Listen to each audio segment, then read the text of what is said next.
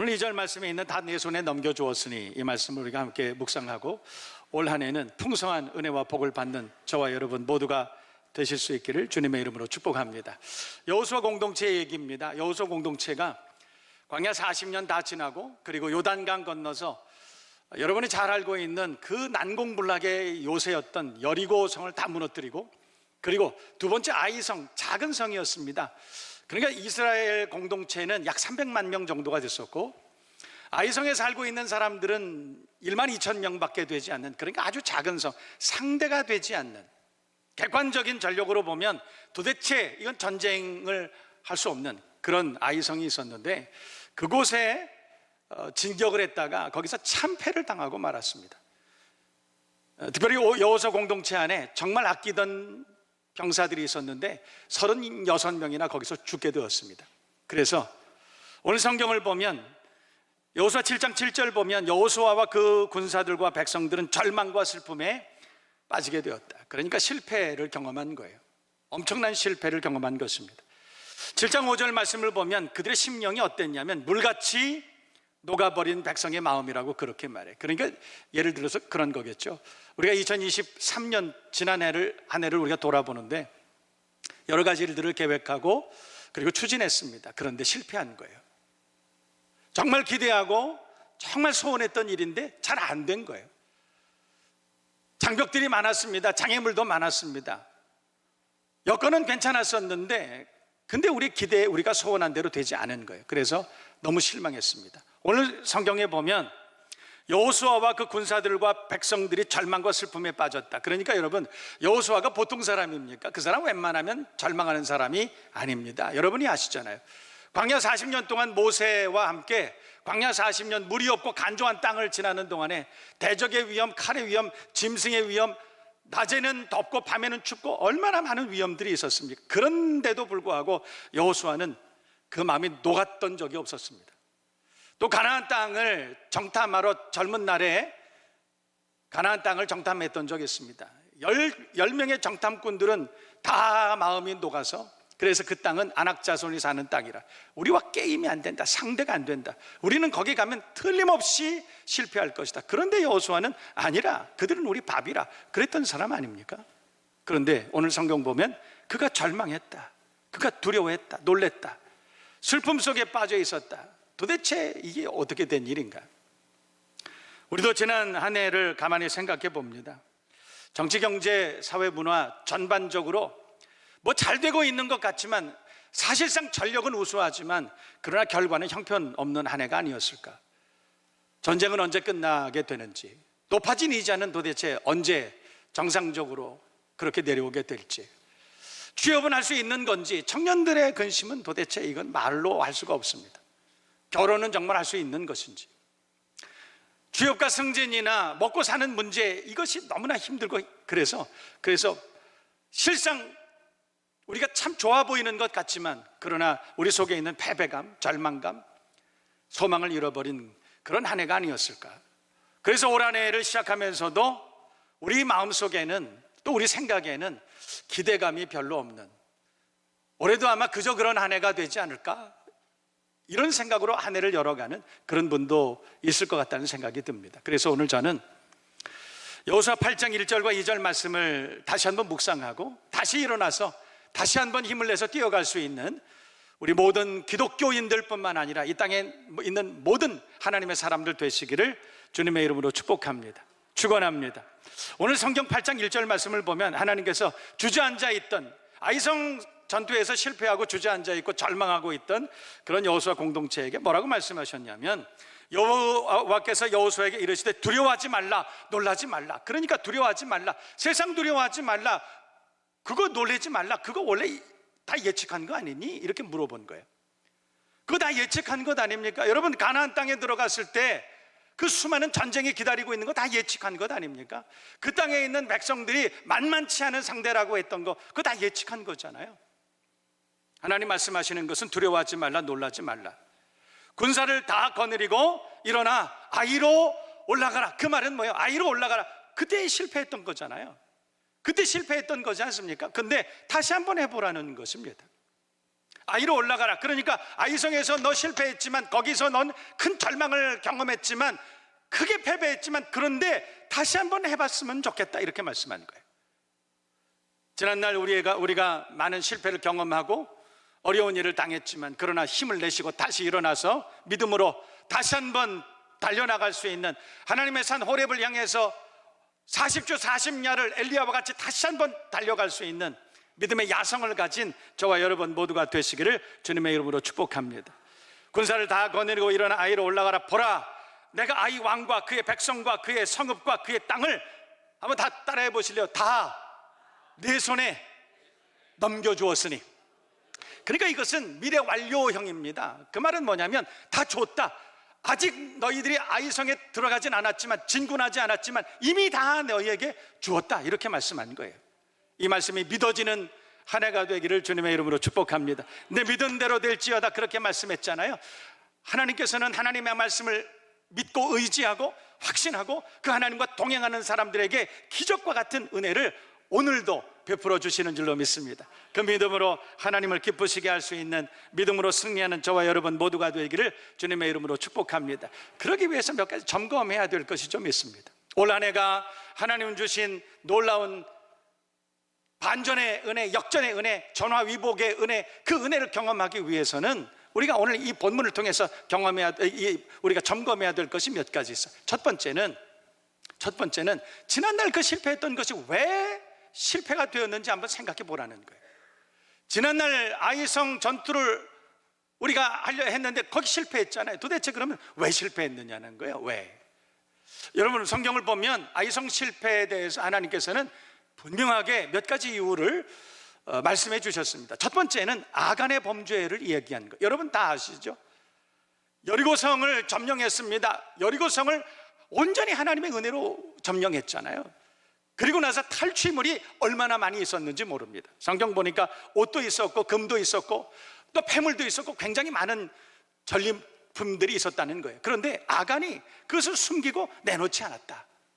그런데 참 우리가 이해하지 못하는 말씀이 또 하나 있습니다. 오늘 2절 말씀 볼까요? 2절 보면, 8장 2절 보면, 너는 여리고와 그 왕에게 행한 것 같이 아이와 그 왕에게 행하되 오직 거기서 탈취할 물건과 가축은 뭐라고 했습니까? 스스로 가지라. 너 가져, 이렇게 말씀한 거예요. 아이성에서 탈취한 것들은 다 너 가져, 이렇게 말씀하셨는데, 여리고성에서 탈취한 것들을 아간이 숨겼다고 하는 것이 그게 무슨 잘못입니까? 무슨 죄가 됩니까? 사실은 하나님께서 여리고를 점령할 때 하나님께서 여호수아 공동체에게 명령하신 것이 있었습니다. 다른 것들은 다 너희가 가져도 되는데 여리고에서 탈취한 물건만은 하나님의 것이라, 이렇게 말씀한 거예요. 여러분, 왜 그랬을까요? 왜냐하면 여리고성은 가나안 땅에 들어가서 제일 먼저 얻은 첫 열매이기 때문에 그런 것이에요. 하나님께서 우리에게 다 주신다고 말씀한 것이죠. 다 내 것이라, 다 줄게, 그렇게 말씀하시는데, 그러나 첫 열매는 내게 가져와야 되지 않느니, 이렇게 말씀한 거예요. 어떻게 보면 11조 같은 개념 아닐까요? 다 너희에게 주었다. 그런데 그 중에 10분의 1은 좀 나한테 가져오면 좋지 않겠니? 그러면 여러분, 11조의 개념은 뭐냐면 다 하나님의 것이라고 하는 신앙 고백이 바로 그것입니다. 그 중에서 하나님께서 여리고성에 있는 것은 내게 가져오라, 그렇게 말씀한 거예요. 그런데 아간이 그것을 숨겼습니다. 그래서 이스라엘 공동체는 거기서 큰 패배를 맛보게 되었다. 여러분, 오늘 이 말씀이 저와 여러분 모두에게 큰 도전이 됐으면 좋겠습니다. 아간의 범죄 때문에 그들은 아이성에서 정말 작은 성이었지만 1만 2천 명밖에 살지 않는 곳이었지만 거기서 실패했다는 거예요. 두 번째는 교만한 마음이었습니다. 여러분, 교만이라고 하는 것이 뭘까요? 우리 성경이 말씀하는 교만은 뭡니까? 사람들 앞에서 권위 있게, 또 사람들 앞에서 누군가를 억압하고, 여러분, 그게 교만일까요? 물론 그것도 교만일 수 있습니다. 그러나 정확하게 말하면 교만의 열매라고 저는 그렇게 말하고 싶습니다. 교만은 하나님을 의지하지 않는 것, 그것이 교만이라고 성경은 우리에게 가르쳐 줍니다. 아이성 전투에서 왜 실패했을까? 왜냐하면 이런 사연이 있었습니다. 아이성 전투를 하려고 합니다. 그 땅을 정탐해 보니까 1만 2천 명이 살고 있다는 거예요. 정탐한 사람들 중에 몇 사람이 와서 여호수아에게 그렇게 말했습니다. 여호수아여, 보니까 그 땅을 보니까 얼마 사람들이 살지 않는 작은 성입니다. 그 땅을 우리가 60만 대군이 있는데 이 60만 대군이 전부 가서 그 땅에 가서 전쟁을 벌일 필요가 뭐 있겠습니까? 피곤하잖아요. 그러니 2, 3천 명만 가도 될 것 같습니다. 그때 여호수아가 예스 한 것입니다. 그래서 그들은 2, 3천 명의 병력을 아이성으로 보냈습니다. 참패한 것입니다. 여러분, 제가 묻습니다. 아이성에 군대를 보냈습니다. 거기서 실패했습니다. 실패한 원인이 군사를 적게 보냈기 때문일까요? 군대를 적게 보냈기 때문에 실패한 것일까요? 2, 3천 명이 적은 군대의 숫자입니까? 저는 이 아이성 전투를 생각하면서 2024년도 우리가 정말 이 말씀을 잘 기억했으면 좋겠다 싶습니다. 여러분, 아이성 전투에서 패배한 것은 군사를 적게 보냈기 때문이 아닙니다. 여러분, 여리고성은 군사를 한 명도 보내지 않았지만 하나님이 승리하게 해주셨잖아요. 아이성 전투에서 실패한 것은 군사를 적게 보냈기 때문이 아닙니다. 아니, 군사를 더 많이 보냈어도 아이성 전투에서는 더 큰 패배를 맛봤을 것입니다. 이유는 하나님을 의지하지 않았기 때문입니다. 성경을 보면 여호수아 공동체가 아이성 전투를 하기 전에 하나님 앞에 금식하며 기도하고 하나님 앞에 온전히 맡기고 기도했다는 구절이 단 한 구절도 없는 거예요. 지난날 우리가 실패한 원인들을 돌아봅니다. 아간의 범죄가 우리에게 있었기 때문은 아닐까요? 아니면 우리가 하나님을 찾지 아니하고 교만한 마음으로 우리 힘으로, 우리 능력으로, 우리 경험으로, 우리가 가진 지식으로, 우리가 가진 돈으로 그렇게 할 수 있다는 생각을 했기 때문은 아니었을까?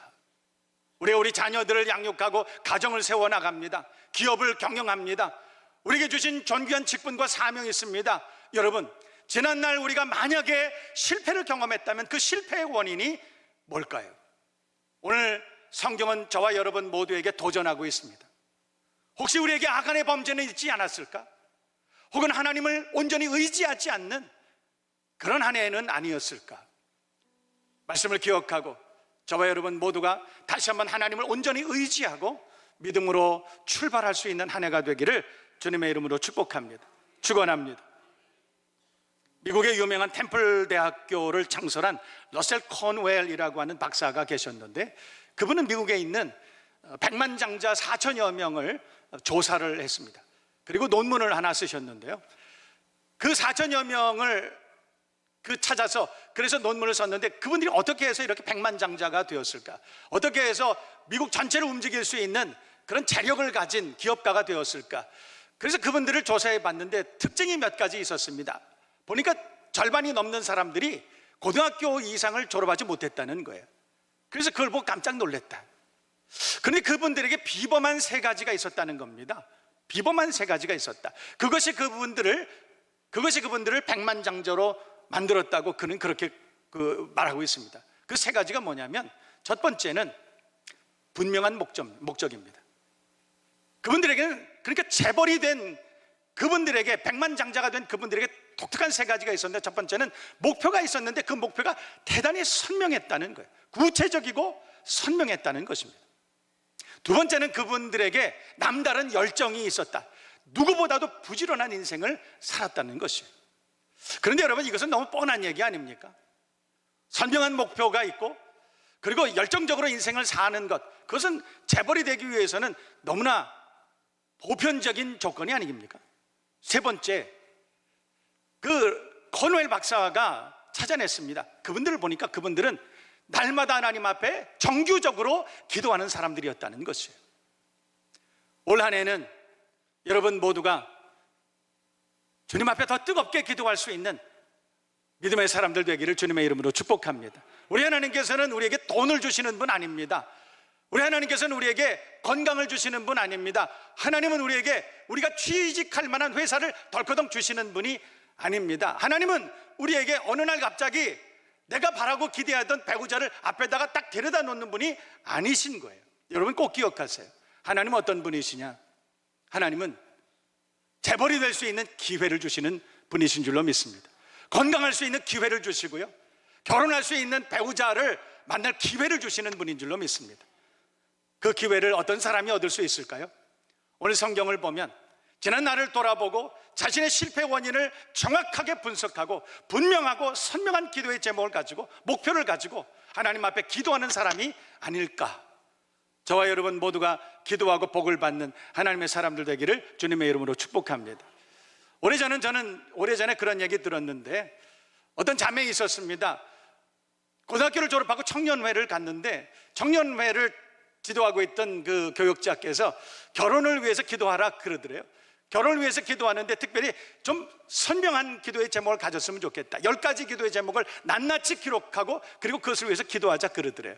그래서 그 기도의 제목을 10가지를 적었습니다. 심지어는 키는 몇 센치, 생긴 건 어떻게 생겼으면 좋겠고, 그는 어떤 믿음을 가졌으면 좋겠고, 뭐 심지어는 새벽 기도마다 나를 데려갈 수 있는 남자면 좋겠고, 뭐 이런 것들을 다 적어서 그래서 기도를 했다는 거예요. 결혼할 때까지 그 기도의 제목을 가지고 기도했는데 결국은 그 10가지 기도의 제목이 완벽하게 들어맞는 한 남자를 만났다고 그럽니다. 누굴까요? 접니다. 선명한 목표, 선명한 기도의 제목을 가지고 하나님 앞에 기도하는 것, 그것은 우리를 복되게 살아가게 하시는 하나님의 은혜가 아닐까 생각해 봅니다. 올 한 해는 선명한 목표를 가지고 하나님 앞에 기도하며 성취하는 저와 여러분 모두가 되시기를 주님의 이름으로 축복합니다. 두 번째는 믿음이라고 하는 강점을 우리가 좀 가져야 되지 않을까요? 하나님 우리에게 믿음이라고 하는 은사를 주셨습니다. 고린도전서 12장을 보면 어떤 이에게는 같은 성령으로 믿음을 주셨다. 그러니까 믿음은 믿어지는 것입니다.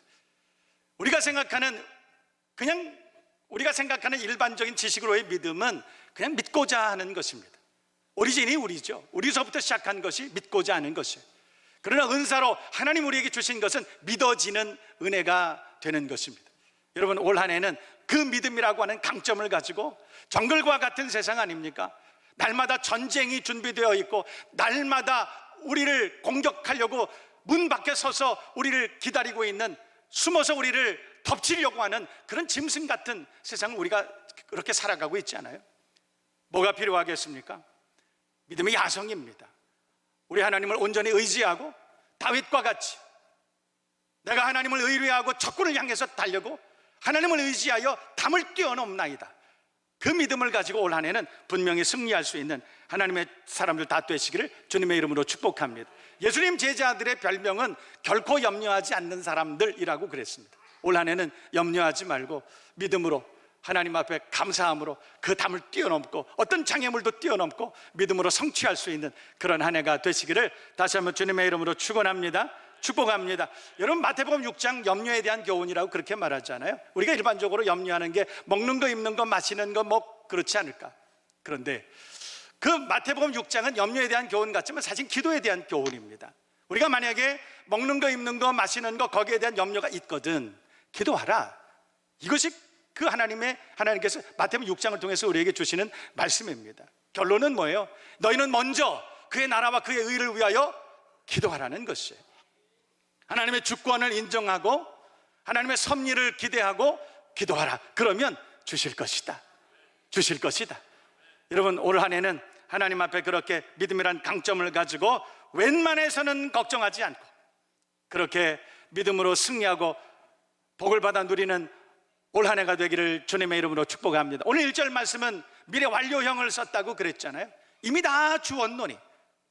그래서 히브리서 11장은 믿음은 바라는 것들의 실상이요 보지 못하는 것들의 증거라고 그렇게 말합니다. 그 원어를 보면 그건 뭐 이렇게 어려운 말씀이 아닙니다. 믿음은 바라는 것들의 실상이요 보지 못하는 것들의 증거다. 그 말은 내 눈앞에는 보이지 않지만 우리가 기도할 때는 보이지 않지만 이미 주신 줄 믿고 그 앞에 있는 줄 믿고 이런 말이에요. 이미 응답하신 것이 눈앞에 보이는 것처럼 이렇게 말씀했다는 거예요. 그게 믿음입니다.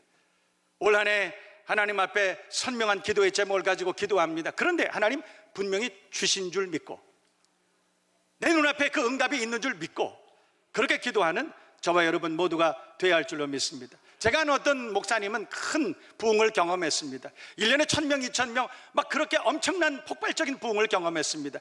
많은 사람들이 그렇게 물어봤습니다. 목사님 어떻게 그렇게 큰 부흥을 경험하셨어요?